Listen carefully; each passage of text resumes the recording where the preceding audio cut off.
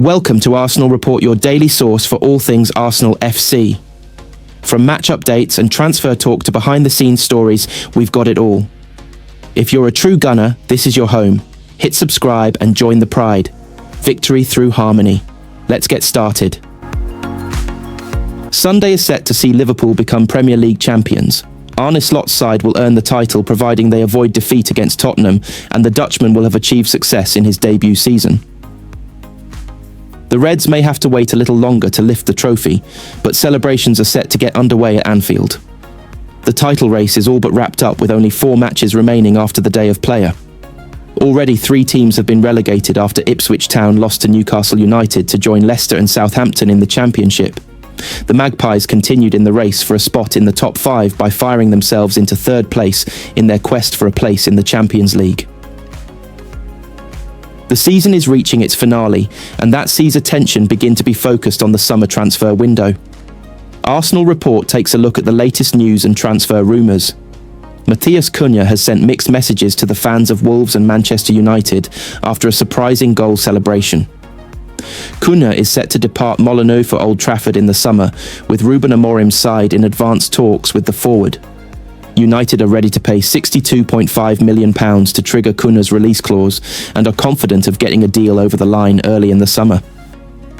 But when the Brazilian opened the scoring against Leicester on Saturday, his celebration caught the eye. After tapping in from Ryan Ait-Nouri's low cross, Cunha pointed at the badge on his chest, leading to some uncertainty. Speaking following the match, Cunha said, "I always say that I am always happy to play for this team. Sometimes my emotion is too much because I love to be here." Arne Slot is not getting ahead of himself, ahead of winning his first Premier League title.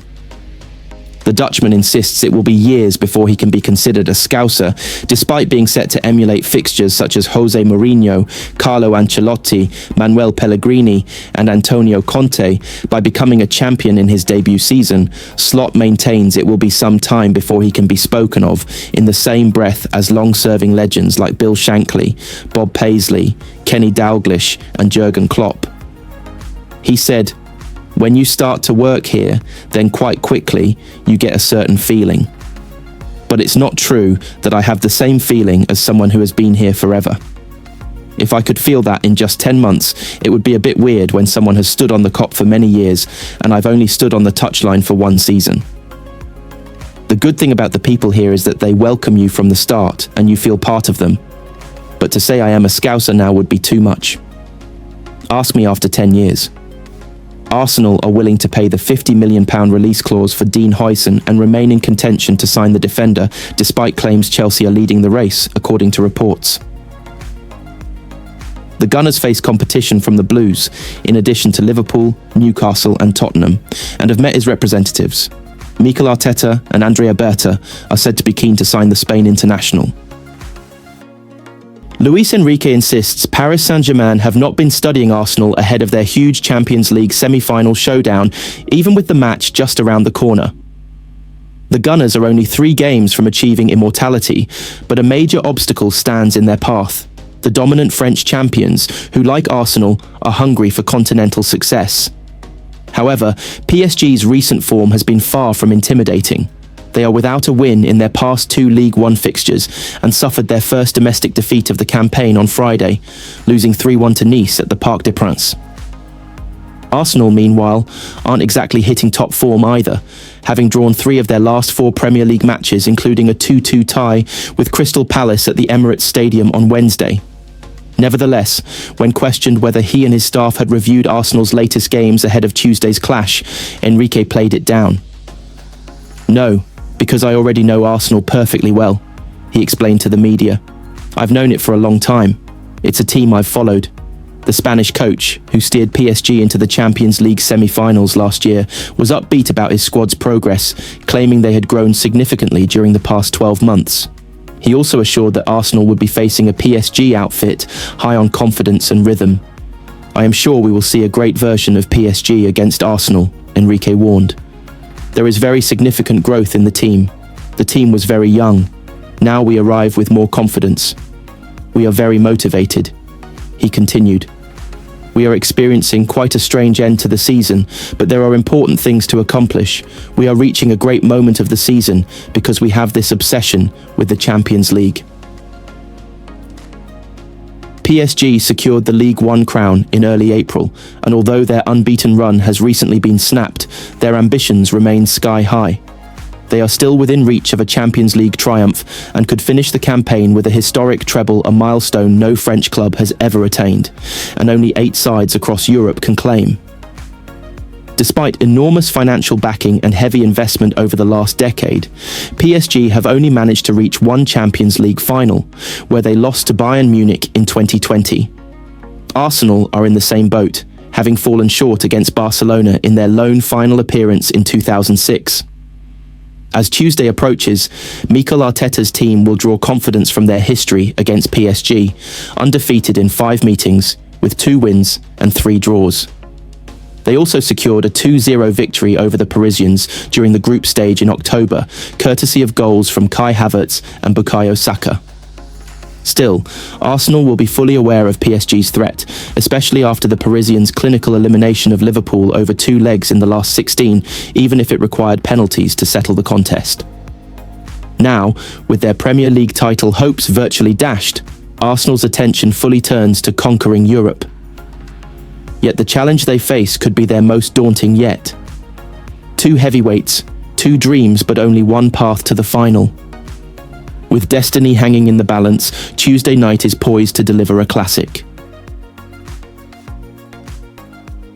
Arsenal icon Emmanuel Petit has leapt to the defence of Ousmane Dembélé amid the PSG star's difficult run of form. Dembélé has been one of the stars of Luis Enrique's side this season as they storm to the League One title. They have also reached the semi-finals of the Champions League, where they will face the Gunners. But heading into next week's first leg at the Emirates Stadium, Dembélé has hit a scoring problem. Tuesday night's draw with Nantes was Dembélé's 4th successive game without a goal. The Frenchman had just 1 shot on target and only 2 touches in the Nantes box before being subbed off just after the hour mark. It is the worst drought Dembélé has experienced since December and has come at the worst possible time for PSG. With the League One title wrapped up, their full focus is on winning the Champions League for the first time. Arsenal represent a daunting challenge, with Mikel Arteta's side having lost just 1 game in the league phase and knockouts combined. But Petit, who spent 3 years with the Gunners, does not believe that Dembélé's struggles to score are anything to worry about. There's no let-up. In the Champions League quarter-finals, he was decisive, providing the assist in both matches. "I don't know what you're expecting," Petit told the Roth and Sunflam podcast. "What are you waiting for? For him to score, make assists, and win every match single-handedly? Not even 2 weeks ago, he was decisive against Aston Villa. Now, we're only talking about the match against Nantes. I heard that on other shows too. I fell out of bed." Petit's confidence appears well placed, with Dembélé having scored 32 goals and notched 11 assists in all competitions. Before travelling to Arsenal, PSG will first host Nice in the Parc des Princes. It is unknown at this point whether boss Enrique will rest any of his players for that game. But having been questioned on Dembélé's run of form after the draw with Nantes, the PSG boss issued an angry slapdown of criticism of the attacker. "My goal as a coach is for my players to be at their best," Enrique said. "Sometimes you make up stories, ask Ousmane. Everyone manages their emotions as best they can, as best they know how, and as best they want. Whether a player is more or less frustrated after a match, it doesn't matter to me. It's always difficult to play away from home, especially in a stadium like here in Nantes, with a great atmosphere. Put a cork in it at Anfield and stick that champagne back in the fridge. One man's Bollinger is another man's Prosecco, but Liverpool's party will have to wait until Sunday. Careless Arsenal just about extended the title race another 4 days, but it's all over bar the sausage rolls and vol au vents. With Liverpool players watching on TV at their Kirkby training ground, ready to break open the bubbly, the Gunners kept the party streamers on standby.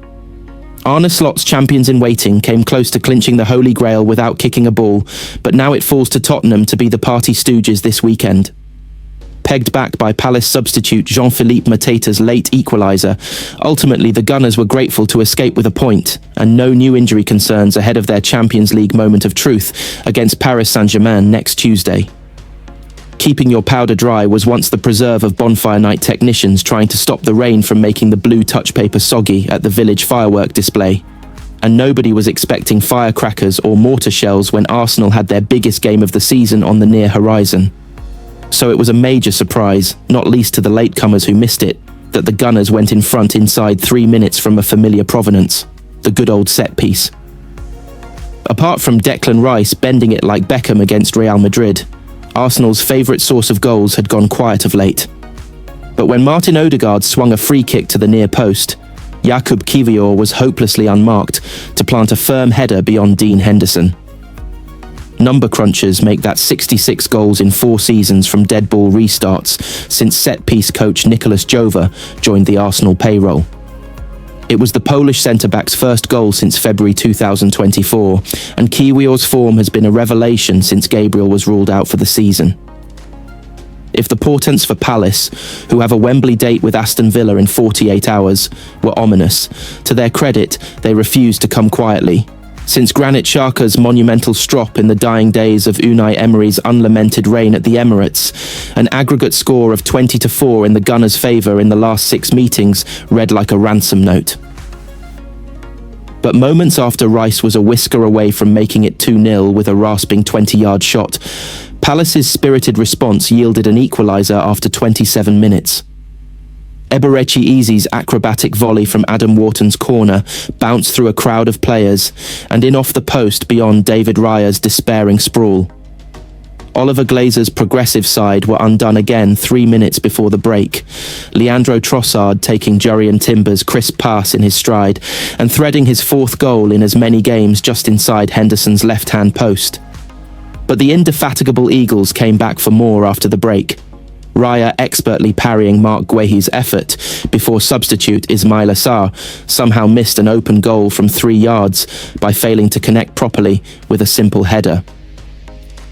At the other end, Gabriel Martinelli's goal was correctly ruled out after an interminable VAR séance before William Saliba's slapdash pass presented Mateta, who had only been on the pitch 2 minutes, with a gift 30 yards out.